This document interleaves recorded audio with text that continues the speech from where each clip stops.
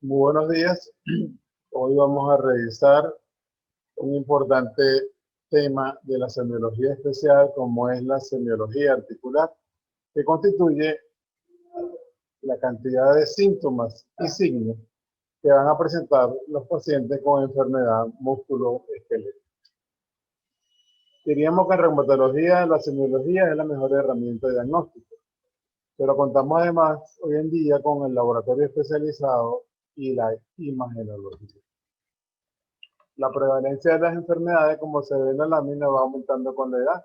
Desde menores de 25 años va aumentando hasta mayores de 25 años con su mayor incidencia.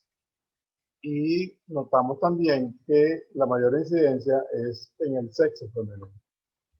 Sin embargo, hay enfermedades reumáticas para todas las edades, para niños y adolescentes, mujeres jóvenes y mujeres mayores de 60 años.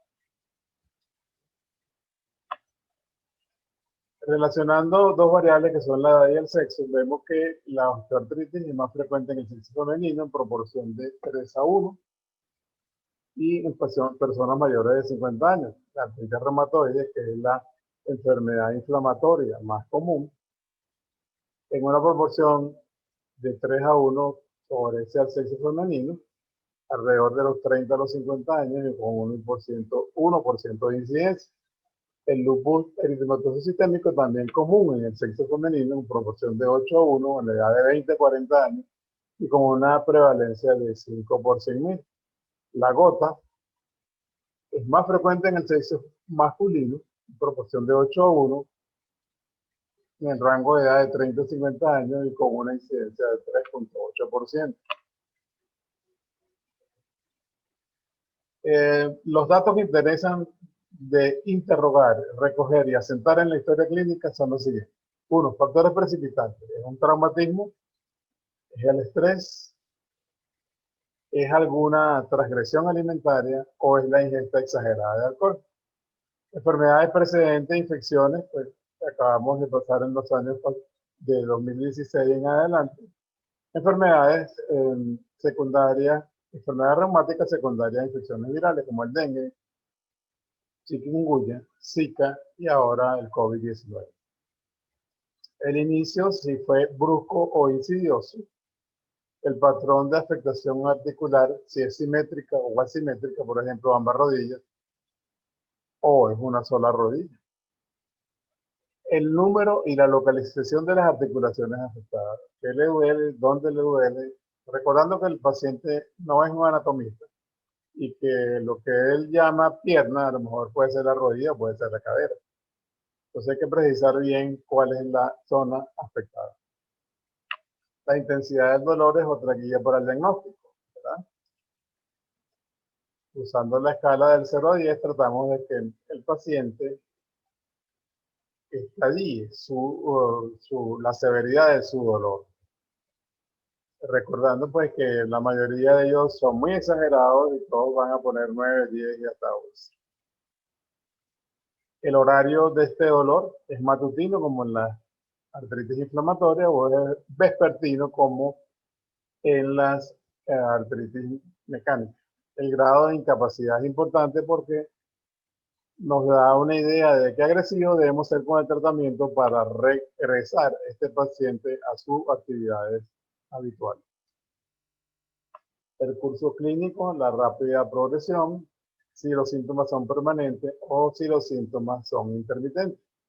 Síntomas concomitantes, la rigidez matinal, que tiene validez para artritis inflamatoria cuando dura más de 1 hora.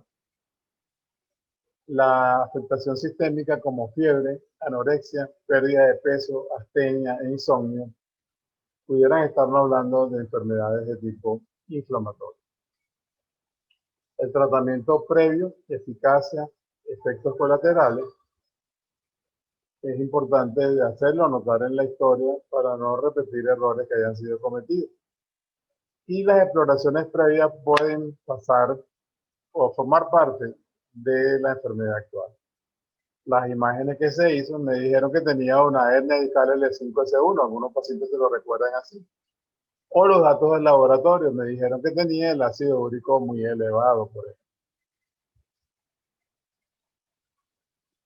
El número de articulaciones afectadas y su localización, como ya dijimos, pues es importante centrarlo en la historia clínica. Al final podemos tener un paciente con una sola articulación afectada, como es la monoartritis, o 2 a 4 articulaciones afectadas, como en la oligoartritis, o más de 5 articulaciones afectadas, como la poliartritis.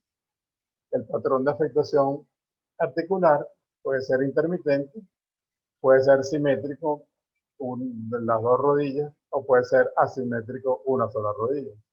O puede ser migratorio, como es la situación siguiente. El paciente nos refiere que sus síntomas articulares, sus síntomas inflamatorios comenzaron por el tobillo hace menos de una semana. De allí la inflamación migró del tobillo izquierdo a la rodilla derecha, desapareciendo la inflamación en la primera articulación afectada, en este caso el tobillo.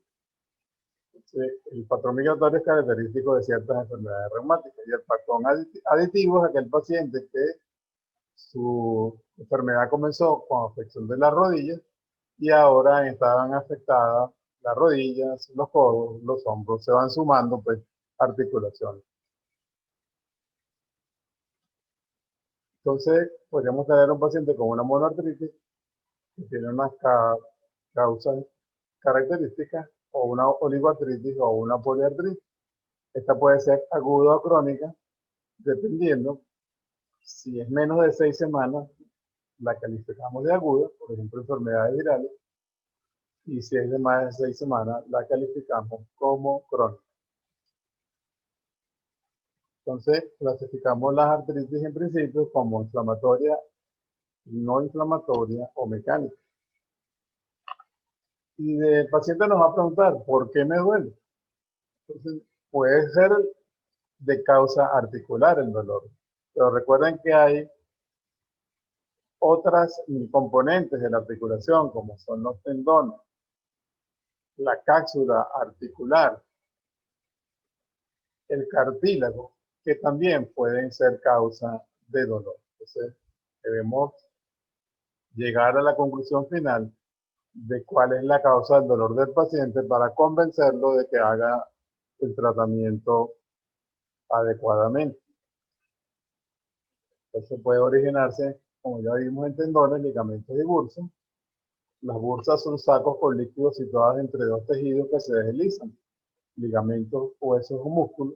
Los tendones son bandas de tejidos colágenos conectivos que se unen músculos a huesos, y los ligamentos son bandas de tejido conectivo duro y elástico que rodean las articulaciones y unen los huesos entre sí.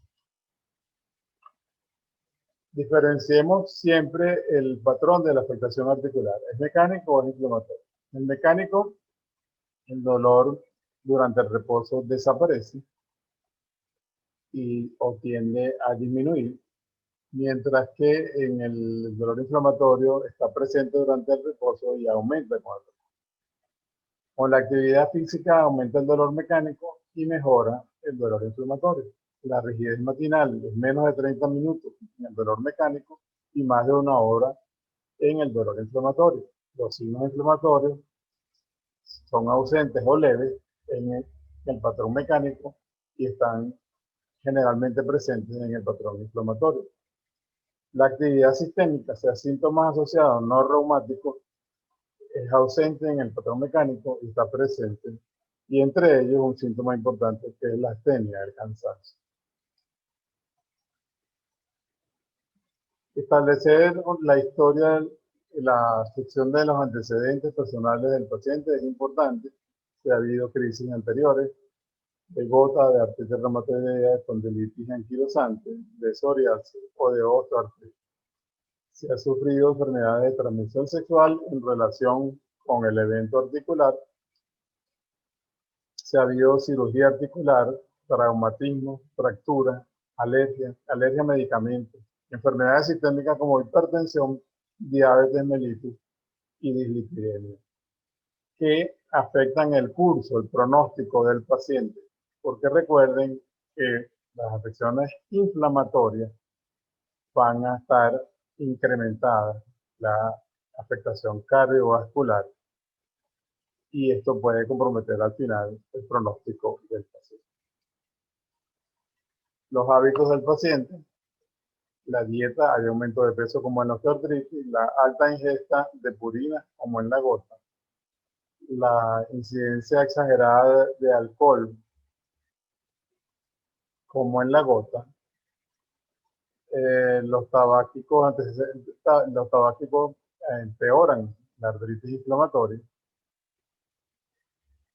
la ocupación del paciente, cuánto tiempo de pie pasa y el esfuerzo físico que hace. El sedentarismo, otro dato de interés, porque predispone a la sarcopenia, la pérdida de masa muscular, a las caídas y a las fracturas. El examen físico debemos examinar la marcha y la postura. La marcha comienza desde que el paciente entra al consultorio. Y la postura podemos ver cómo se sienta el paciente, qué lado del cuerpo está apoyando en relación con la causa del dolor. La fondoscopia puede estar comprometida en algunas enfermedades, sobre todo de origen inmunológico, como en el lupus. Lesiones cutáneas son particularmente frecuentes en el lupus, en la psoriasis evidentemente lo es. Y la presencia de nódulos subcutáneos en artritis reumatoidea y gota. Otras enfermedades tienen cardiopatía, como la espondilitis anquilosante, la sífilis.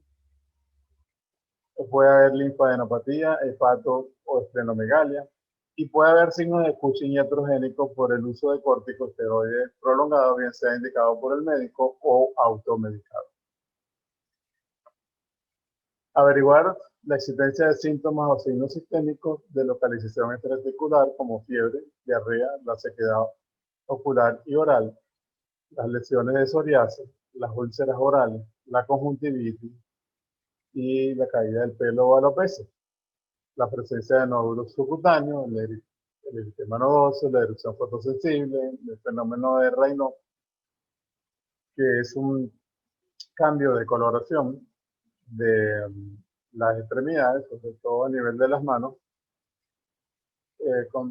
que sigue una secuencia de palidez, cianosis y eritema, provocado por la exposición al frío principalmente. Presencia de serositis expresada por pleuropericarditis, hepatosplenomegalia y úlceras orales o genitales en algunas enfermedades. Pues aquí hay algunas imágenes. Acá tenemos las placas características de psoriasis descamativas. En esta localización es frecuente en los codos y la rodilla.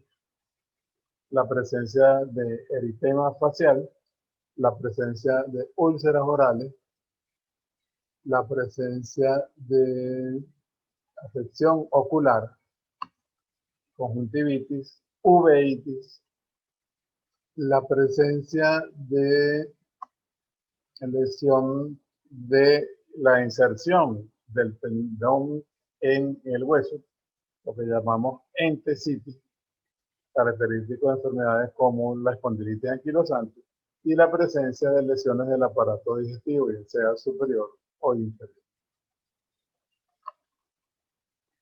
Existen enfermedades llamadas ahora de artritis reactiva, anteriormente el síndrome de Reiter, constituida por una tríada: artritis, conjuntivitis y uretritis. Son enfermedades que hay que hacer el diagnóstico es esencialmente clínico. El examen de la marcha, inspeccionamos mientras el paciente camina, se voltea y regresa. Busquemos limitación o dificultad en el movimiento, deformidad o desequilibrio. El tipo de marcha debemos describirlo en la historia como marcha antálgica, marcha parética, marcha espástica o marcha miopática. En el examen físico, algunos datos nos ayudarían al diagnóstico: la presencia de alopecia en el lupus, las uñas fileriadas como en la artritis psoriática, son uñas con depresiones puntiformes en el plato ungueal, característica de la psoriasis. ¿Por qué esto es importante? Recuerden que la uña está muy cerca de una articulación que es la interfalángea distal y por ahí puede comenzar que el paciente que tenía solo una enfermedad cutánea tenga ahora enfermedad cutánea y artritis. Entonces nos ayudaría a hacer el diagnóstico de artritis psoriática. Igual la presencia de onicolisis, o sea, pérdida de las uñas por su borde distal, nos hablaría a favor de artritis psoriática o Reiter. Las úlceras en las piernas, como en la artritis reumatoidea con vasculitis o síndrome de Feltis, úlceras vocales y genitales en el lupus y en el Reiter, nódulos en artritis reumatoidea y gota, petequias en el lupus, Raynaud en el lupus, pústulas hemorrágicas en la artritis gonocócica y lesiones de fotosensibilidad, es decir, en áreas expuestas a la luz solar en el lupus. Examinar la fuerza muscular y expresarla en grados. En el grado 0 no habría contractilidad. Contractilidad en el lado 1, contractilidad pero sin movimiento. El grado 2, el paciente puede hacer los movimientos sin la gravedad. El grado 3 puede hacer los movimientos con la gravedad. El grado 4 puede hacer el movimiento con una resistencia moderada, cuando uno se le opone al movimiento, y grado 5 con una resistencia normal. Hay una enfermedad muy interesante porque los pacientes no pueden localizar su dolor, en realidad les duele todo. Y cuando exploramos más de 9, 18 de estos puntos, vamos a encontrar que la palpación profunda de estos puntos va a ser sumamente dolorosa. Esto compromete mucho la vida de relación del paciente, la vida de pareja, la vida familiar, y es importante, pues, en la mayoría de los casos, tratar de controlar este dolor crónico. En el examen articular vamos a ver el estado de la piel, el color, la temperatura, la consistencia de la piel, va a ser dura como el esclerodermia, el grado de sudoración, si es normal o no, la evidencia de artritis con edema articular, derrame sinovial, engrosamiento sinovial y crecimiento óseo, y la sensibilidad de la articulación. La existencia de crepitación o craquidos articulares, que es ruidos al movimiento de la articulación, de deformidades, cuál es el rango de motilidad de la articulación que estamos examinando. El trofismo muscular, los músculos alrededor de la articulación que contribuyen a mover la articulación pueden atrofiarse. Una rodilla, por ejemplo, el tendón del cuádriceps, el principal motor, puede afectarse en 4 o 5 días de afección articular o después de un traumatismo. Y la presencia de nódulos subcutáneos. Comenzando en orden, pues comenzaríamos a examinar la articulación temporomandibular. Le decimos al paciente que abra su boca y hacemos presión sobre el cóndilo femoral. Otra forma de explorarlo es introduciendo el quinto dedo en el conducto auditivo y presionando el cóndilo del maxilar. Esto es muy común en la artritis reumatoidea. Pudiéramos seguir con la columna cervical en posición sentado. Los movimientos que a continuación vamos a ver son flexión, extensión, movimiento lateral y la rotación. En la columna dorsal, en posición sentado, en la inspección vemos el alineamiento, la altura de los hombros. Los movimientos son lateralización 30 grados, flexión vertical 90 grados y flexión dorsal 30 grados. Esa es la columna cervical, flexión y extensión, rotación.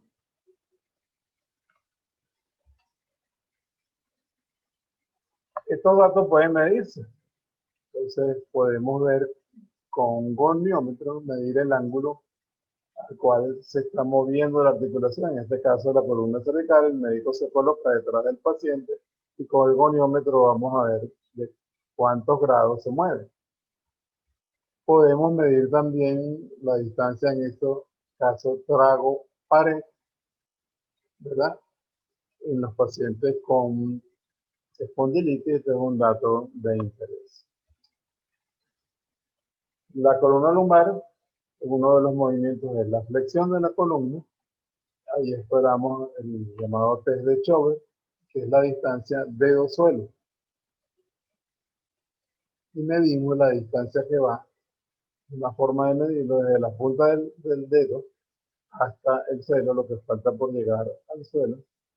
Otra forma de medir el test de Chauvet es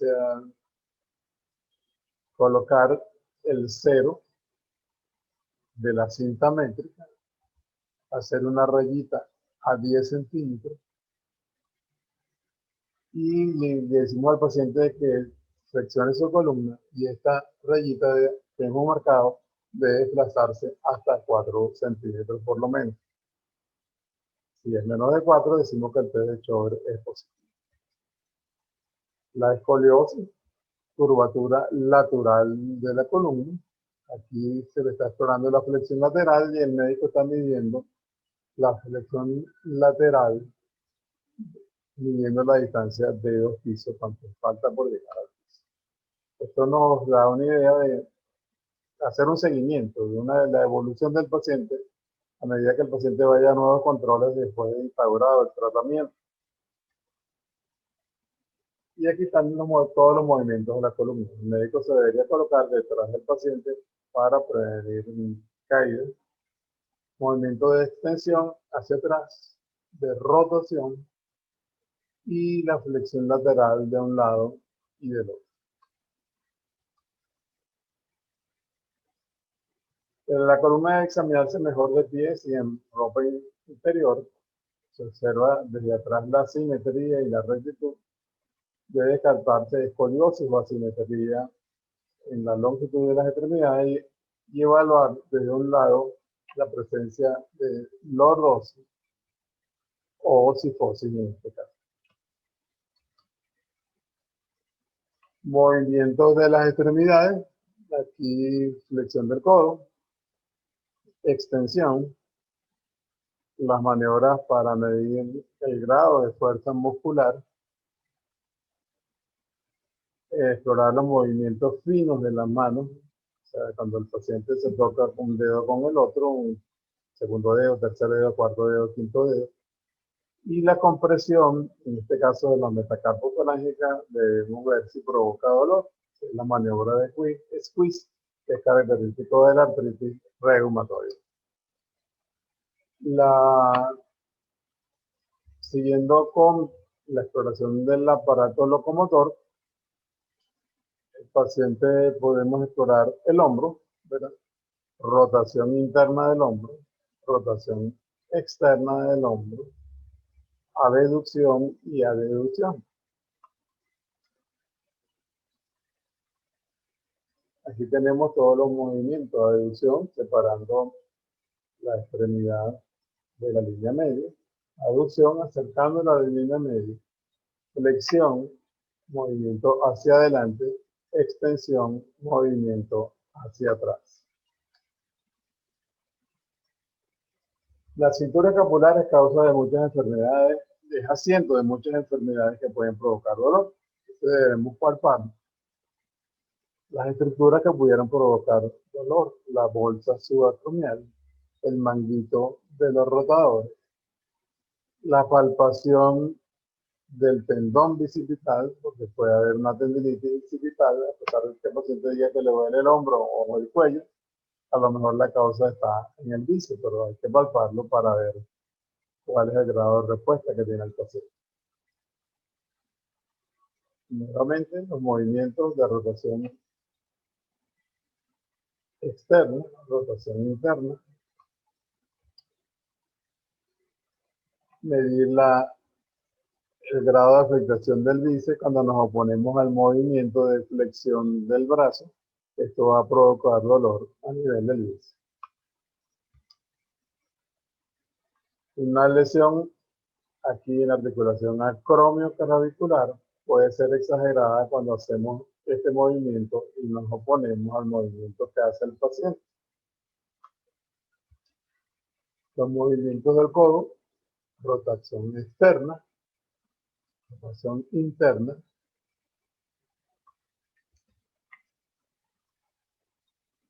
supinación, rotamos la mano quedando la palma hacia arriba, pronación, rotamos la mano quedando la palma hacia abajo. Dos afecciones comunes en deportistas y en los que no lo son, los que hacen cualquier esfuerzo con sus extremidades superiores a nivel del codo pueden tener el llamado codo de tenista o epicondilitis externa o codo de golfista, epicondilitis interna. Son afecciones sumamente dolorosas que pueden comprometer el grado de desenvolvimiento del paciente, sobre todo cuando son deportistas de alta competencia. Estas afecciones, decíamos, son particularmente comunes, deben ser atendidas como una emergencia para lograr que el paciente pueda reintegrarse a su actividad habitual. La articulación de la muñeca. Entonces, palpamos, ¿verdad?, las extremidades radial y cubital y si hay dolor a la compresión. La flexión del codo, la compresión de la muñeca y la desviación cubital y radial que puede provocar dolor. Existe una afección que es el síndrome del túnel carpiano, que es compresión del nervio mediano a nivel de la muñeca. Es una de las primeras causas de dolor de manos en mujeres de edad media. Puede ser idiopático al 50%, pero puede ser secundario a artritis reumatoidea, a traumatismo, a hipotiroidismo, a diabetes, a gestación por acúmulo de líquido de edema comprimiendo el mediano y en cierta ocupación. Dos signos importantes para hacer el diagnóstico del síndrome del túnel carpiano son la maniobra de Fallen. Colocamos las manos viéndose por su región dorsal, la mantenemos durante 3 minutos en esa posición y esto va a provocar dolor, que después cuando extendemos la muñeca va a mejorar. El signo del Tinel, dolor a nivel del territorio del mediano cuando percutimos el mediano a nivel de la muñeca. Y recordamos que el mediano inerva primero, segundo, tercero y mitad del cuarto dedo. Entonces, el dolor o parecerse se pueden reproducir con esta maniobra de Tinel y la maniobra de Fallen. Exploración de la mano. Vamos a ver el grado de fuerza muscular cuando hacemos el puño, el aumento de volumen de ciertas articulaciones, en este caso interfalángicas proximales. Palpamos las muñecas, las articulaciones, en este caso metacarpofalángica e interfalángica distales. Y aquí un llamado dice, hey, no olvide contar cuántas articulaciones están inflamadas, que nos habla de la severidad de la afección articular. Explorando los movimientos de la metacarpofalángica, de interfalángica proximal y la abducción o aducción, separando los dedos uno de otro. Nódulos, en este caso los nódulos de Everett, nódulos de crecimiento óseo, ¿verdad? Característicos de la osteoartritis. Pueden también existir nódulos a nivel de las interfalángicas proximales, que son los nódulos de Bouchard. Hay poco compromiso inflamatorio, pero puede haber mucho dolor, dependiendo del paciente. Pueden haber deformidades, ¿verdad? Dedo del mecanógrafo, acá. El dedo de cuello de cisne. Los dedos en gatillo cuando hay afección de los tendones de dedos de la mano que provocan intenso dolor sobre todo cuando el paciente estira el dedo. Hay que explicarle que esto con rehabilitación, quizás con infiltración, puede mejorar antes de ser sometido a cirugía. La tendinitis de Kerbein o tendinitis del pulgar afecta al tendón del extensor corto del pulgar y al tendón del aductor largo. La maniobra para diagnosticarla es la maniobra de Finkelstein positiva. La maniobra de Finkelstein positiva, que es no descendemos la mano del paciente, tocamos el tendón y esto va a provocar intenso dolor en estos dos tendones, el tensor corto del pulgar y el aductor largo. Pasamos a los miembros inferiores, tenemos los movimientos de la cadera, flexión de la cadera, rotación externa de la cadera, es la interna de la rodilla, adeducción y abducción. Uno de los principales movimientos que se afecta en las afecciones de la cadera es la rotación interna de la rodilla. Igual que hablamos en la cintura escapular, en la cintura pelviana también hay muchas causas de dolor y debemos palpar estos puntos dolorosos para saber cuál es el que está afectado. El punto coxofemoral, 3 centímetros por debajo de la espina iliaca anterior y superior y 3 centímetros por dentro, tenemos la cabeza del fémur. El punto trocanterio, en esta área, expresión de la tendinitis del glúteo medio. El punto ciático lo buscamos, será en una línea que va desde la espina ilíaca anterior superior hasta la tuberosidad isquiática. Y vamos a encontrar las cortadoras ciáticas, ahí presionamos y asumimos que el ciático pudiera estar comprimido. Y a nivel de la bursa isquioglútea, causa de intenso dolor. Entonces, son afecciones, digamos, no propiamente articulares, pero que provocan dolores y que el paciente necesita que se le diga qué es lo que le ocasiona el dolor y cómo va a ser para mejorar. Otras maniobras son las maniobras de la SEC y de Braga, que se usan cuando hay compresión radicular por una hernia discal. Le indicamos al paciente que le dé su pierna hacia las flexiones y esto va a provocar intenso dolor en el territorio del ciático. Estando en esta posición, dorsiflexionamos el pie, sería la maniobra de Braga. Esto aumentaría más el dolor. Esto lamentablemente es un signo tardío de afección radicular, L5S1. Las articulaciones sacroiliacas, ¿verdad?, poco exploradas en realidad. Una de las maniobras, esta maniobra que intenta aproximar forzadamente las ambas espinas ilíacas anterosuperiores, apareciendo dolor en una o en las dos articulaciones sacroiliacas. Podemos tratar de aperturar las espinas ilíacas y esto va a provocar dolor, indicando también afección sacroiliaca. Presionando la cresta ilíaca con el paciente en decúbito lateral también puede ocasionar dolor.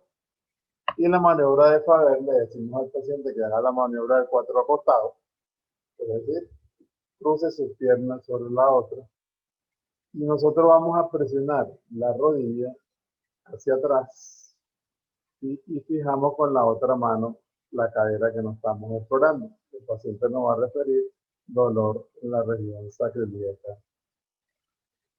posterior. Debemos hacerlo de ambos lados. Es una articulación, digamos que un poco profunda y debemos buscarla con cada una de estas maniobras. El choque rotoliano nos permite explorar si hay líquido dentro de la articulación. Comprimimos arriba en la bolsa suprapatelar, se acumula el líquido acá y exploramos en esta forma, provocando que la rodilla vaya hacia atrás y hacia adelante. Movimiento de flexión de la rodilla, deformidad de la rodilla en genus valgus, la maniobra de la gaveta para los ligamentos cruzados anterior y posterior, el signo del bostezo comprimiendo de un lado la cara externa del muslo y del otro lado la pierna, y esto va a provocar una apertura aquí a nivel de los laterales de la rodilla. La maniobra de McMurray, con la rodilla en flexión, hacemos rotación externa y esto va a provocar dolor para la exploración de los meniscos. El aumento de volumen del tobillo, podemos palparlo, ver si con los movimientos de los tobillos aumenta el dolor. La flexión de las metatarsofalángicas. Podemos explorar la inversión del pie o la eversión del pie y la rotación de un lado y del otro para saber dónde es el dolor. Igual la flexión palmar, la metatarsofalángicas. Localizar el dolor en el antepié y el dolor de las interfalángicas, provocando movimiento a nivel de los dedos. Algunas deformidades del pie, el hallux valgus y el dedo en martillo, en flexión, ¿verdad? Esto provoca roce con el calzado y mucha molestia para el paciente. Entonces, deberíamos precisar si es un dolor mecánico, la causa de la afección, o es un dolor inflamatorio. Y una última recomendación es la estrategia GALS, una estrategia inglesa, donde se explora gait de marcha, arm, manos, legs, piernas, spine, columna. Esto lo podemos buscar y un video que dura 9 minutos y podemos aprender mucho de eso. Mucho reposo para estos pacientes, mucho hielo para estos pacientes, sobre todo aquellos con actividad inflamatoria, mucho amor y mucha educación para evitar los factores que aumentan su afección. Algunas maniobras que pudieran ayudar al paciente, algunas actividades, caminar, danzar, gimnasia en la casa, el yoga, tai chi, etc. Bueno, muchas gracias. Espero que esto haya sido de su interés y que puedan verlo varias veces porque es un tema que no es fácil de encontrar. Agradecido, muy buenos días.